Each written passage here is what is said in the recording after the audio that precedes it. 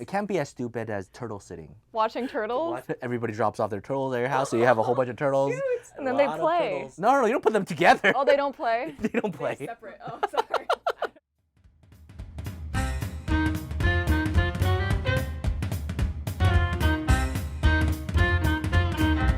Have you ever thought about being on a board of directors? It sounds nice. What do you think it's like? Basically meetings, and then they just kind of go about their lives. What if I told you that doing that one meeting once a year, you might be able to make $10,000 to $50,000? Oh. Pretty nice, huh? I want to be on the board of directors. The nice thing about being on a board director is you're not actually working at the company. You're providing key advice to the company that the company's willing to pay for.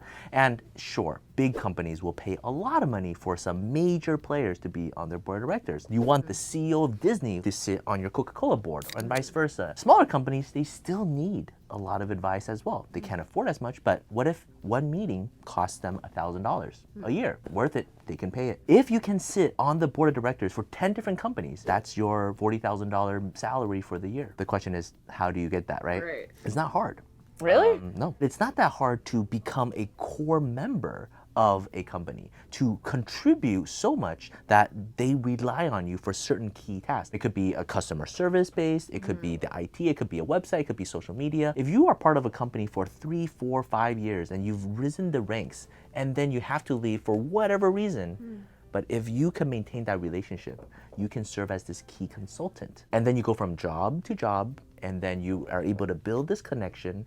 Now, effectively, in 20 years' time, in 30 years' time, you build up enough connections, each company paying you $2,000, $4,000 a year for this key service that you provide. You don't have to save any of your paycheck because you will have this continuous passive income. Part of my vision of being on a board of directors is being retired or at the end of my career as opposed to at the beginning. But how would you make yourself attractive if you're not like, okay, a Harvard grad, this genius person? How would I set myself apart or make myself look valuable? It's just about like pivoting a little bit. As an employee, one of the most important things you can do to get a bonus, to get a salary bump, is to become super important to the company. If you continuously do that and you create this tremendous value, the company would gladly have you continue to be part of their team, even if you have to leave for whatever reason. But sitting in a meeting, providing some key insights a few times a year, sure, you can make time for that. I like that. That sounds great. I have to go find a key insight, or maybe I have one that I don't think is a key insight that I could foster. you know?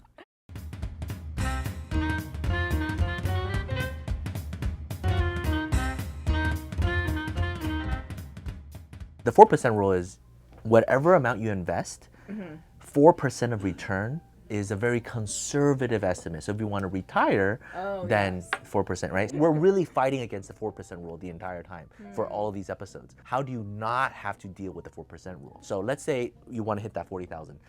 Really, that's kind of like $4,000 a month. So the second one is just how to monetize your hobbies. You could be a coach, you could be a tutor. There's these ridiculous things, right? Like doing mukbang videos. Just eating a lot of fruit in front of a camera can make you tons and tons of money. As long as you don't consider it work. If you're willing to do it for free, it's something you enjoy doing, then you monetize off of it and it's totally fine. You don't have to give it to a financial advisor to invest it in hopes that it reaches $5 million, in hopes that it doesn't crash right before your retirement, in hopes that you have that 4% return. I just thought of like a really stupid one.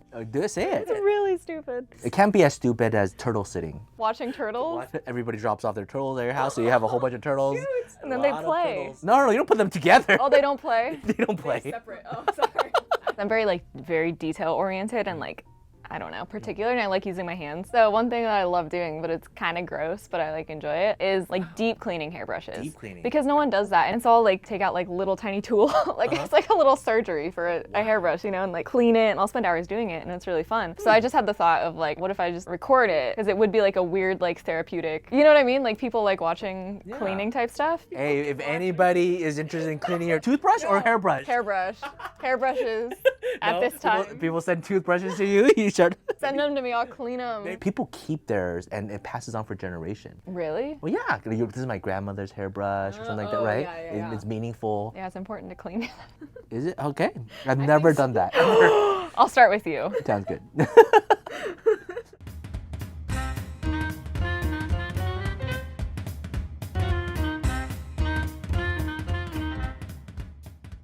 The third one is related to something we talked about last time. Instead of working for a nonprofit, you can create your own nonprofit. A nonprofit is a lot less risk. It's doing whatever you love doing. The previous episode we talked about, there's all these huge organizations out there that are nonprofits that you can join and do what you love and be part of that cause. But what if you have a private, smaller interest that there's no big organization? Well, you can still start that and then have all your family and friends donate to it, and then now you can receive a salary. Maybe when you retire, you're a senior citizen, so you want to take care of other senior citizens. Maybe you want to give free baths to dogs and cats. So you create a little clinic to do that, and then now you service your community.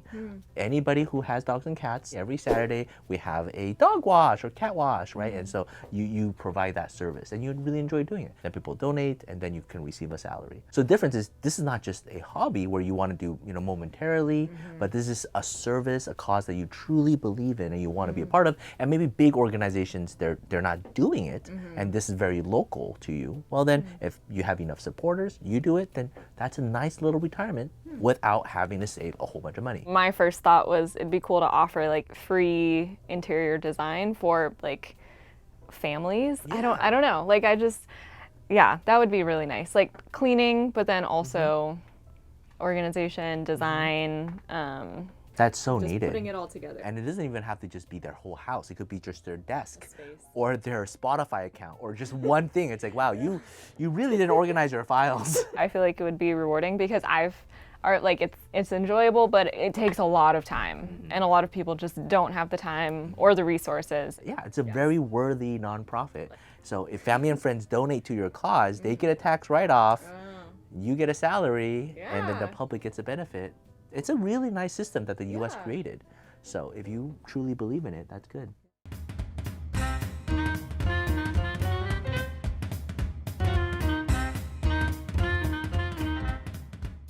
These have all been really awesome. Now my list is get on boards of directors, find 8 hobbies, and start a nonprofit. I feel like I'm gonna have to up my productivity to make any of these happen. Do you have any tips and tricks on how I can do that? A lot of times when we're striving to be more productive, it's because we have a certain image in mind. It's usually 2 things juxtaposed together. Yes. How can you be so successful in your career and have so much time with your family and go on vacations? Most people who are striving to be more productive or thinking about this topic already are pretty productive. They already juggle a bunch of different things and they just want to do a little bit more on those 2 or 3 things.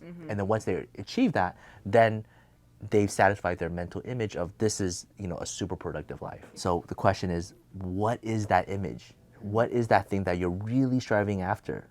And really boil it down and see how to achieve it. One of the things that I found that's really beneficial is just to try to do 2 things at once in order to achieve that. For example, one of my things is how do you be fit and catch up with all your shows? If you just take the 2 things that you feel like they're polar opposites and then you combine them at one and you do it simultaneously, then a lot of times you achieve that productivity. So while you are on that treadmill, while you're doing the Stairmaster, you have your iPad and you're watching all your shows. And the only time you're able to watch your anime is if you are climbing your 5th stair or something like that. Short time without having to travel on difficult badge collecting journeys.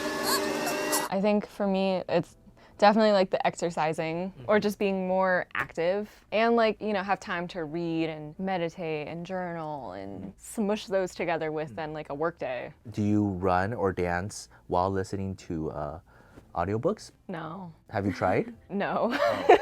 So, to some people it works, to some it doesn't. I know Malcolm Gladwell, he runs like 6 miles every day and he listens to a lot of audiobooks. At least that's what he says. Maybe he's advertising for audiobooks. I don't know. But that's like, okay, well you got your exercises in and you got your reading in, right? But yeah, those are opposites, but somehow you're able to combine it. How can we attain happiness, and not just for a moment, right? How can we truly be happy? So when I was thinking about this particular topic, I didn't really get to one magical answer. But